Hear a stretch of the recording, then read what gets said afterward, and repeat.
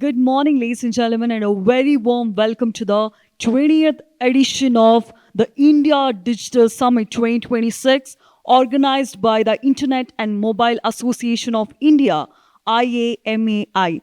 This year marks a special milestone, 2 decades of ideas, a platform that has consistently brought together policy leaders, industry pioneers, entrepreneurs, and innovators who are shaping the conversation around India's digital future. IDS 2026 is also the official pre-summit event of the India AI Impact Summit. The conference is supported by the Ministry of Electronics and Information Technology, the Ministry of Information and Broadcasting, the Ministry of Tourism, DPIIT, Department for Promotion of Industry and Internal Trade, and Startup Karnataka, Government of Karnataka. We are delighted to have you with us for this limited edition themed India's AI Movement, Leveraging the Intelligent Economy. My name is Nisarga Gowda and I am going to be your presenter for the day.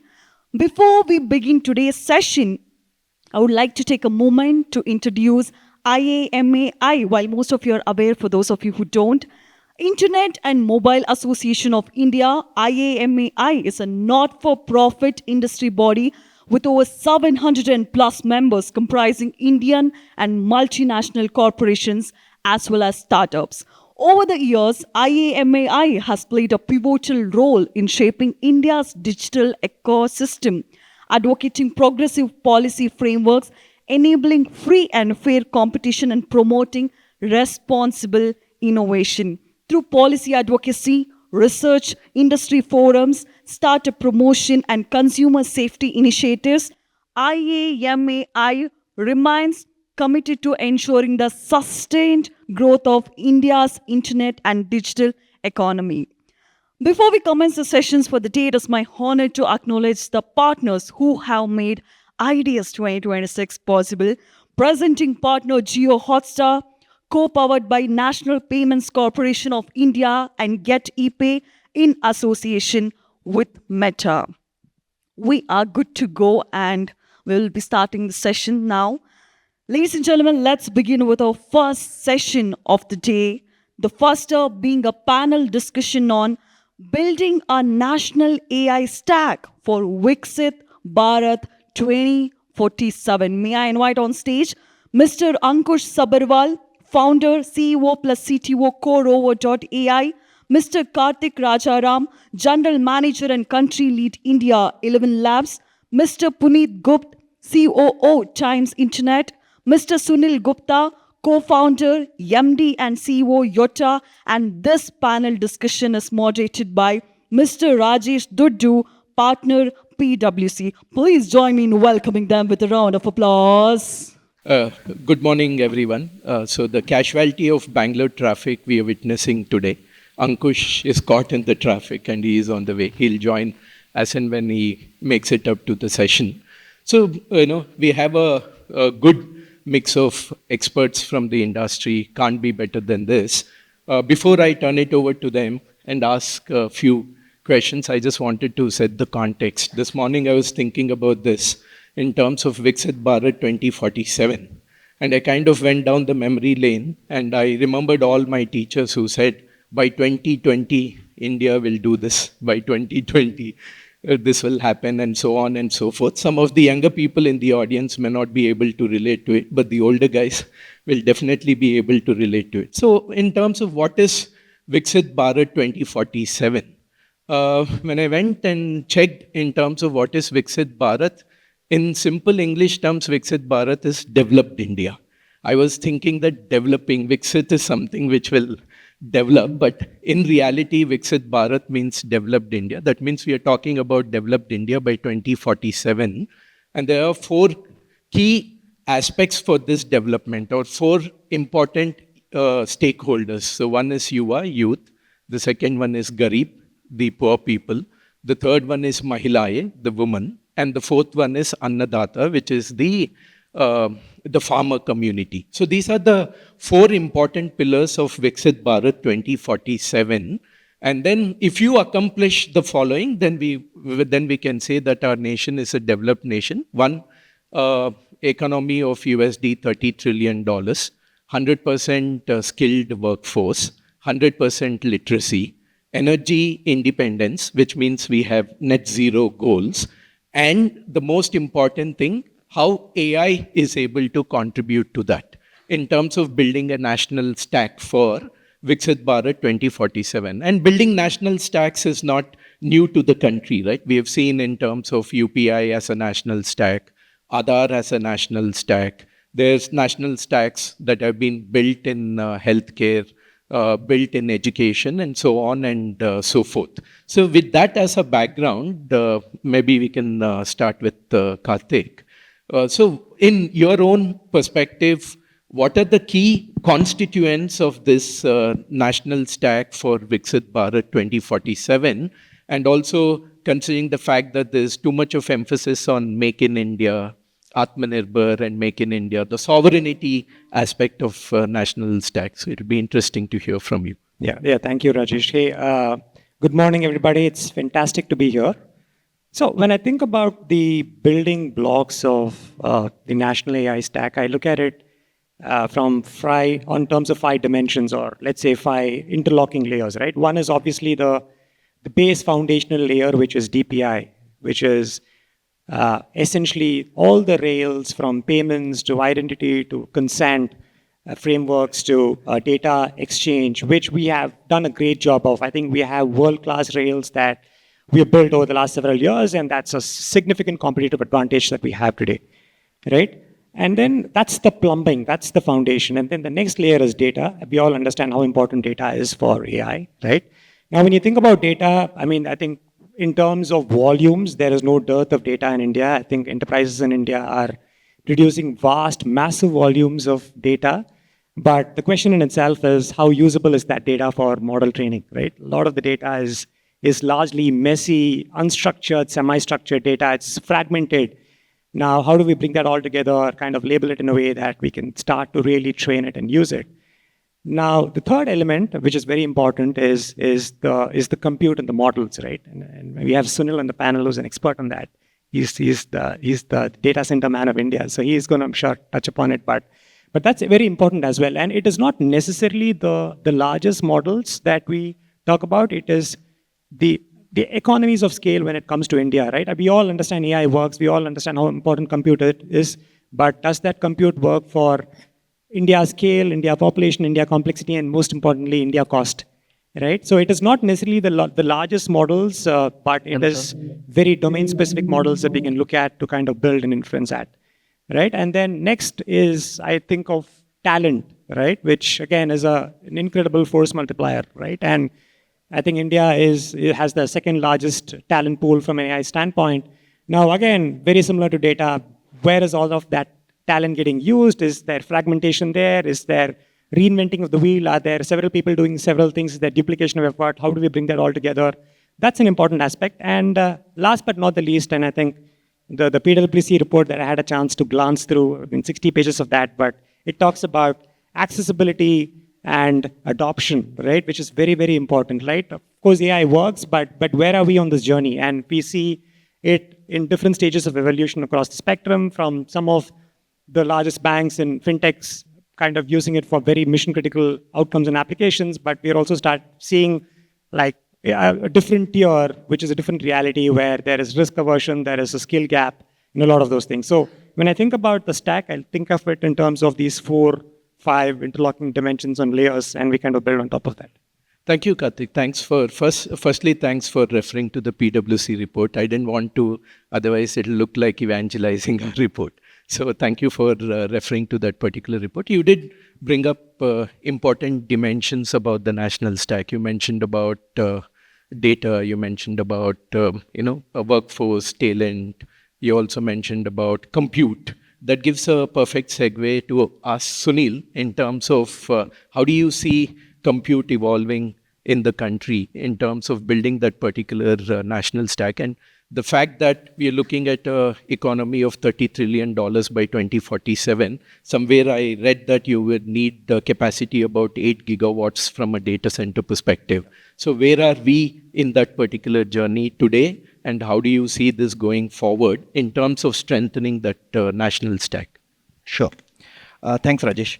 So if I just, just take it from where Karthik left. So the whole AI stack, on the top, you will have applications which the users will touch and feel and consume. Behind the applications, you have models. Models are built with data sets. And these models and data sets are actually getting processed, in a machine. That machine is built of GPUs. So I think this is, everybody knows nowadays. And these machines and these GPUs in turn are hosted in data centers, which are physical building with lots of power and cooling, lots of network and everything coming in. And these data centers in turn are consuming lots of power, right, and cooling. So that is the infrastructure stack. Also, when we talk that compute infrastructure need to build, we are referring to not only the GPUs, but also the whole data center underlying that and the energy, the infrastructure underlying that. So unless you take care of each of these three segments in the infrastructure, you are lagging somewhere. Now, just to give you some numbers, Rajesh, that before AI came in, right? AI is like something which came into our consumer life 3 years back with ChatGPT coming in. But before that happened also, till 2015-16, India used to have a total of about 200 megawatt of data centers. We measure data centers in terms of the amount of power we have. Now, that 200 megawatt today has become about 1.4 gigawatt. So as a country, we have progressed almost 7 times in the last 7-8 years, which I think is a great achievement. And if we just go by, and that growth was being driven by e-commerce adoption, social media adoption, enterprises adopting B2B, government adopting G2C applications and things like that. And if you would have taken that course in a natural way, because that itself was a good organic growth, India would have reached about 3 gigawatt by 2030. And everybody thought, based on all the announced plans of people like us who are building data center campuses, we would have reached 3 gigawatt. But let me just put this into perspective again before I come to AI. Right. India with 1.4 billion people has got about 1.4 gigawatt of data centers. A US with 350 million people, which is 1/4, has got 17 gigawatt of data center campus capacity. So if we just do a simple maths, US is, even after so much of growth in India, US is more than 50 times in terms of data center capacity per population, per million population, right? Nobody today can say India is less digitally, digital adoption wise, India is less digital savvy or whatever. We in fact are much more savvy now compared to even the US. We all know that, So if that is the case, and also there's one more data point, India is creating and consuming 20% of world's data today. But the data center capacity of India is 3% of the world. So that actually shows, you can call it the lag of India, or you can call the opportunity, what we are talking about. So India need to keep on building for next 10 years, data centers and data centers and data centers, just to take care of its organic demand. I'm not factoring AI right now. Now, let's come to AI. Even 2 years back, India practically was having 0 GPUs, right? And everybody was talking about, if there's no AI demand, today we all are talking AI, AI, AI. Just believe me, 2 years back, if you just see newspapers or any articles, there was no AI discussion 2 years back, right? And it was a case of, first we have infrastructure, then we'll have AI growth in India, or first we should have AI growth in India, there's a lot of demand, and then the infrastructure will come. So it was like chicken and egg. So either you create demand, either you create supply because there's a demand, or you actually create a supply first and the demand comes automatically, because the latent demand is always there, which is not visible. So what as a country, what we have done now in the last 2 years, on one side, the data center capacity, I think the country now is talking about at least 8 to 9 gigawatt. I think PwC's report also is talking about that. Is the most fundamental thing country will have to do. If the infrastructure is not there, it is like, what will you do with cars if the roads are not there? So infrastructure built out in terms of data centers has to happen. Today, India may have about 20,000 GPUs, I can say, which is a great start from compared to 2 years when there was no GPUs there. And that results into India AI mission funding GPUs to so much startups. We'll find many startups launching their, including people like Ankush and all, they are building great models, and AI ecosystem has grown. But I think if we just go by the same numbers or same projections, that if India is not only supposed to build its own models from sovereignty perspective, instead of just depending on a foreign-made model, and also then need to put inferencing on the top of that, right? UPI was just one enabler, digital payment enabler. AI will enable multiple UPI movements across verticals. So just imagine if you got UPI, AI in agriculture, in healthcare, in education, in climate, in manufacturing, in BFSI. You will have multiple UPI movements and millions of people using those use cases. And just imagine type of GPUs you'll be needing. So India today, we are happy with 20,000 GPUs. I think India needs millions of GPUs. So we have done good, summarizing, we have done good in last 2 years, but we have a way to go as a country. Yeah. Thank you, Sunil. So again, you referred to the PwC report. So now audience must be wondering what this report is about. The report is available on pwcindia.com. Let me tell you two things. To download it is free, but to interpret, we'll charge you money. So if you want to interpret, we'll charge you. But if you want to read the report, there is no money. So please go ahead and download that. And when I looked at the numbers in terms of, you were talking about the metrics being inverted, right? Vis-a-vis the US and India. I hope it's not the Indian jugaad which is leading to a higher efficiency in terms of the data center capacity. But we'll come to that on that. Going to Puneet, Puneet, you sit at the intersection of internet and the mass users from a Times Internet perspective. How is this space is disrupting your world, and how your narratives can be dovetailed into the national stack for Viksit Bharat 2047? It'll be good to get your perspectives. I'll just take 2 extra minutes to slightly go back to one of the earlier questions, and then I'll come Please. to what you are talking to me about. Right? Let's just simplify what's a national stack. Typically people say UPI was built on a national stack, and the digital health mission is a national stack. I'm taking you slightly back in history so that we can simplify the understanding of a national stack, right? And I want to postulate that the electricity that we get in our house is built on a national stack. Okay, so there are people who have responsibilities in a national stack. The government will figure out generation, or private parties will figure out generation. Standard protocol of transmission of that electricity, standard protocol of measurement of units, standard roles of how the appliances are going to get created, and multiplicity of appliances thereafter, which is the consumer-facing applications, because everything has been standardized, both in terms of quality, payment, usage, and transmission, right? Now, all of it is built behind certain rules and certain trust. So I want to take it back to the first part where Karthik said of a pyramid, right? I think the bottommost layer of a AI pyramid for India is built around trust, safety, responsibility, and talent. That's the most important thing, without which a national scale AI will not hold, right? A national scale AI is not about a great model. It's about great trust, great responsibility, and great collaboration. Correct? Yeah, absolutely. And that's where, Times Internet and what the work that we are doing comes in, right? Today, as of today, we are not producing the greatest or the new model, right? But we are taking AI to the masses. Right. We are stress testing AI in the real world, right? With real users, real data, real problems. So we are playing 3 roles here.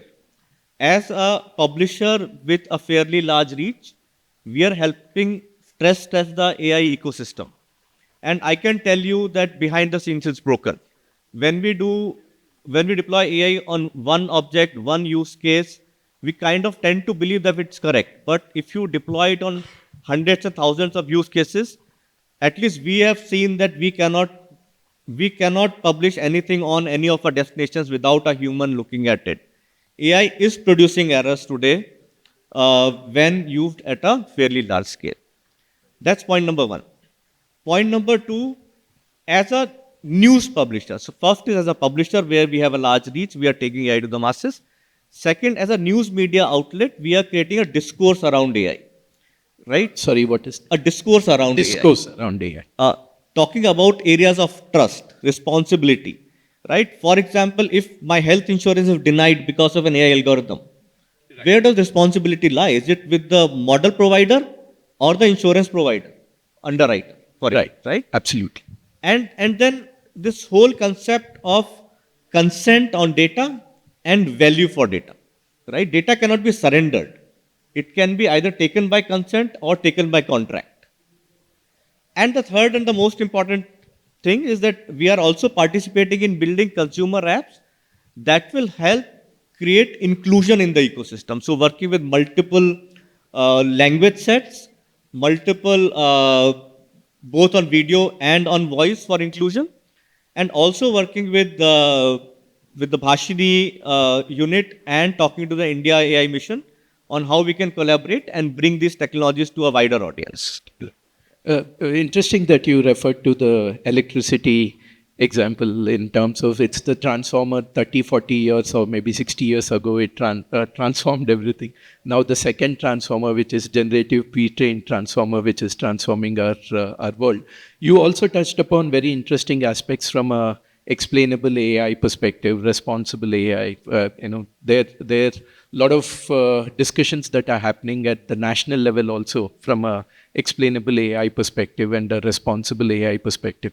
Moving you to Ankush, in terms of you guys kind of democratize those applications. You basically creating applications which the masses are using at the intersection of AI or generative AI. How do you see these applications rolling into a national stack? And as Puneet has rightly said, national stack is not about one particular technology component, right? It's an overall ecosystem of people who are operating under it, the consumers, the producers, the policy makers, so on and so forth. So how do you see this space evolving? Yeah, I think as Sunil said, I agree, and I think that should be the future, or if you have to build the future, we have to see multiple UPI moments. If you ask me, though we are in AI, I might be biased and say AI should be DPI or AI should be a national stack. I don't think that's the right way to look at it, because this is not one of the primary sectors which a human being needs, right? So human being needs this probably food, healthcare, maybe education, travel, entertainment. AI doesn't fit in there yet, right? So if we are able to use any technology now, AI is the hot topic in any of these sectors. And if we try to create, say, UPI is kind of one of the national asset in finance. We have to find something in food. We have to find something in healthcare. And then let the AI be enabler. And yesterday we were talking, and I think the real success of AI would be the AI should not be visible. Right? So the things which are important, they should be visible, they should be perfected, they should be enhanced. I keep thinking to myself, I think last couple of weeks, pick up any sector. So which is the oldest sector, I think, in this mankind? I think it's agriculture. Hunting was there, but that did not become the industry. Right? So agriculture, and then the defense and probably knowledge thing came in. So did anyone kind of solve all the problems of agriculture? No, right? Still, someone has to sow the seed and nurture the plant comes out, and then harvest it, transport it, clean it, cut it, cook it, and we have to eat it too. So I think we have to see where the AI can help in this cycle. And so I think I could convey the point. And if you really see where we can make the human's life better with AI, we will kind of achieve success faster. So according to you, the narrative is efficiency. Efficiency is driven by AI for a better living. And that's exactly what we also looked at, the report that everybody referred to in this particular panel. When we looked at in terms of AI edge for Viksit Bharat, we kind of identified 5 verticals. One is agriculture, the second one is education, the third one is manufacturing, fourth one is healthcare, and the fifth one is energy. And how AI can lead to better outcomes in these verticals. And based on, if you consider AI as an ongoing catalyst from an automation perspective, I'm not talking about the generative AI components, we kind of estimated that India's GDP can be stimulated by another $550 to $630 billion purely by integrating AI narrative into these 5 different verticals. And who are the beneficiaries? Obviously, as I said before you came in, Yuva, Mahilaye, then Garib, and Annadata. That's how we are seeing that in that particular narrative, we are looking at things. So maybe it's a perfect time to turn the spotlight onto audience. We've heard diverse perspectives from the panelists here.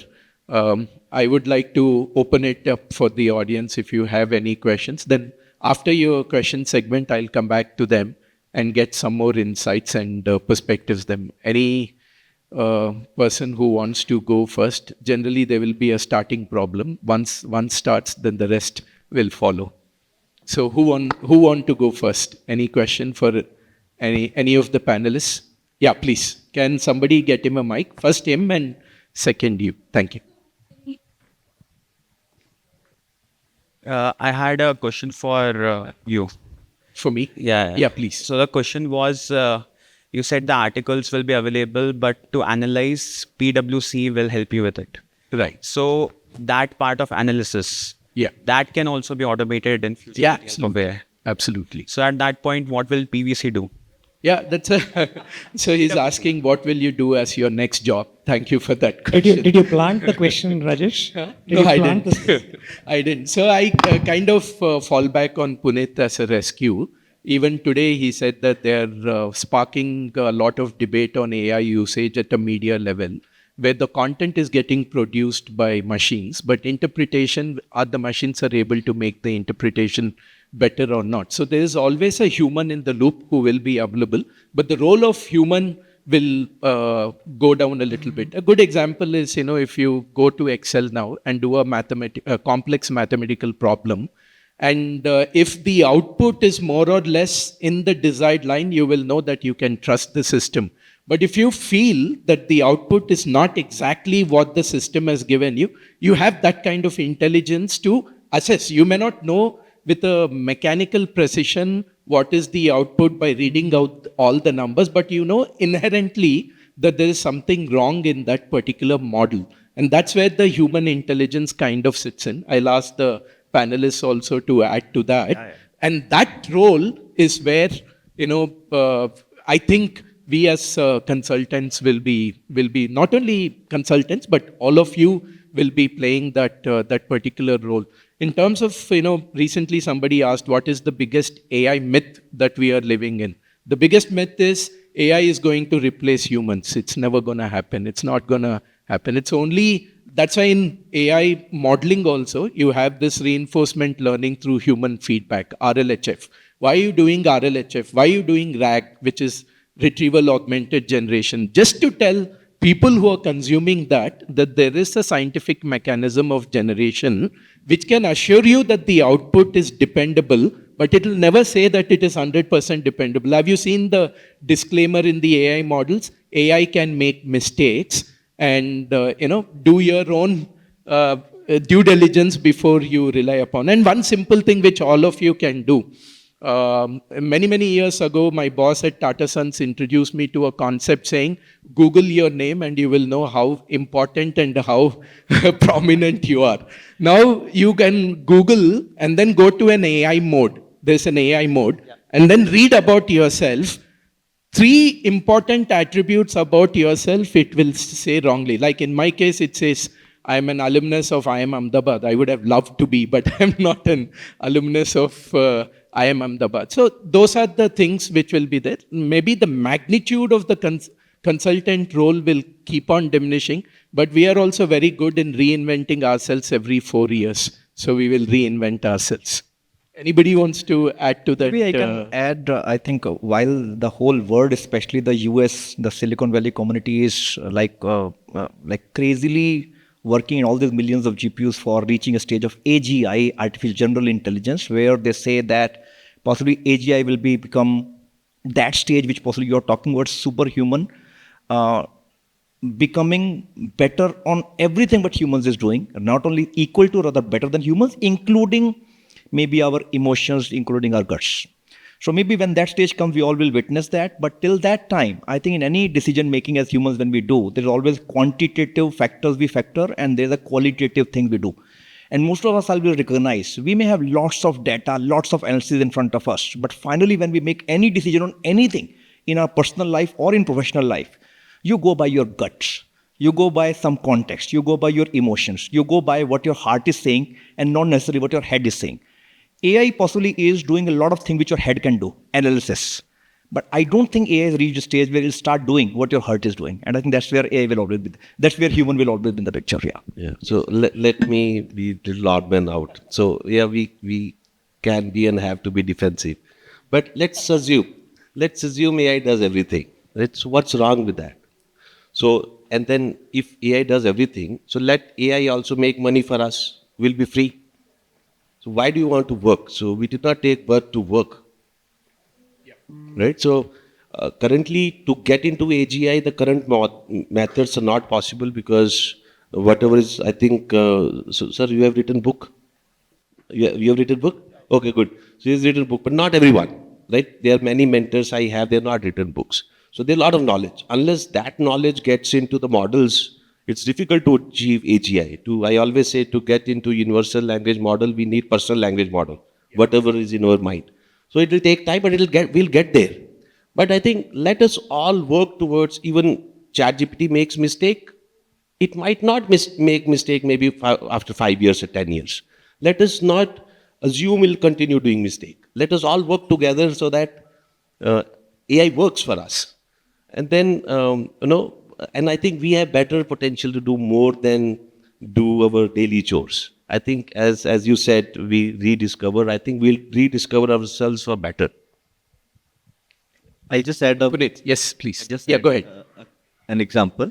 In a recent podcast, I was asked that if the tools to generate art are going to be all same, will the art that comes out will be the same, right? How do you differentiate a good artist from a bad artist, right?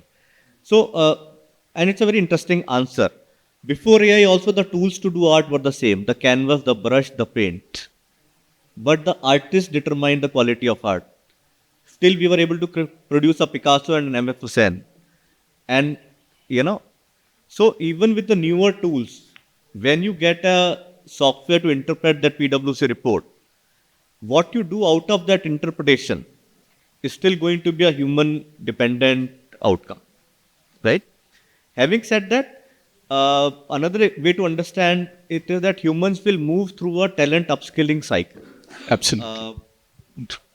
The shirt that I am wearing, maybe 100 years ago, could have been individually created by a weaver. And the technology upgrade cycle means today that it has gone to machines. We are able to produce more. Productivity is high. And what the weaver is producing is now handloom and priced even more. So we have to see where our talent will lie on that extreme. A highly productive, repeatable outcome, or a less productive but a unique and differentiated outcome. So there is going to be opportunities on both ends of the spectrum for people. Karthik, anything from your side? No, I'm good. I think you guys have captured it very succinctly. So two things are coming out very clearly. As long as there's premium for gut feeling, your jobs are secure. So because AI cannot give you that gut feeling, number one. And number two, today it's acceptable to say that you have co-produced something with AI. Earlier, if you'd have used AI to create something, then people will say, where has your intelligence gone? But now you can write a report and you can easily say that co-authored by AI and me. I've seen many poets who are churning out more poems and clearly writing that written by AI, perfected by me. And that is still there is a premium for that kind of approach. Yes, please. You had a question. Yeah. Hi everyone, thank you for all those insights. I'm Amit Naware. I'm building Cover.ai as a career management platform to help a seeker be confident in their job journey. I have two questions. So the first question is maybe to Sunil around the data center capacity. So going from 1.3 to 8 gigahertz, it's a lot of energy. So what are your thoughts, and maybe even, Government of India's thoughts on that level of power generation and clean energy and all that aspects of it? And my second question is maybe to all the panelists around really true sovereign AI models. we are still using OpenAI, Gemini, and all the Copilot, Microsoft. Not made in India. Yeah, not made in India, exactly. So where are we thinking in that journey as we go to 2047? Thank you. Thank you, and I must admit, great questions. Let me answer the first question. Data center industry is using around 1.4 gigawatt. This is 1.4 gigawatt. This is the IT load which servers consume. Add maybe another 600 megawatt, which goes into cooling the server. So maybe 2 gigawatt in total, right? If we just go by total power generation capacity in the country, that today stands at around 500 gigawatt in the country. Okay. So if we just do the math again, you are about 0.4% of the total power generation in the country.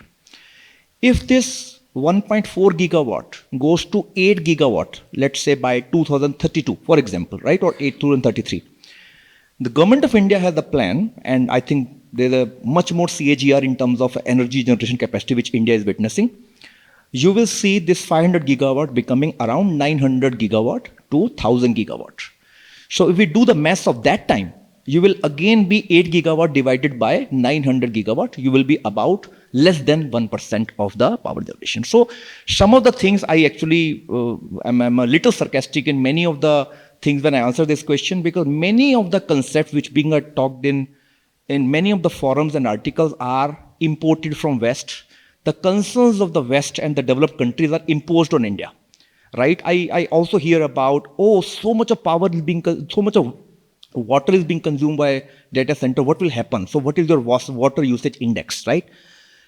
The fact is that in US and everybody, just to do the most optimized cooling, people went for something called water-based cooling, right? Where you are using the water, constant sorts of external water to cool your equipment. That is definitely the most efficient. But in India, because we were late into the data growth journey, we sort of learned from those things and decided not to do something like that. So we actually have gone for something called air-cooled chillers, where the water remains in closed loop. So the chip still gets water for cooling it, but external heat exchange is happening with air and not with water. So in India, the industry is just not using water compared to US, right? Same is the case here. India, if it is less than 1% of the total power generation capacity, it is compared to a 7 or 10% in Singapore, or maybe 3 to 4% in US. So there the concerns are valid. In India, those concerns are still much more subdued compared to that. Second, and which is very important, India is the third largest producer of renewable energy in the world, right? 45% of the generation capacity of the country is renewable energy, which is a combination of wind, solar, hydro, and of course now government is also approving use of small modular reactors, which you can install right at your site. Whenever it becomes cost efficient, I'm sure industry will start adopting that also.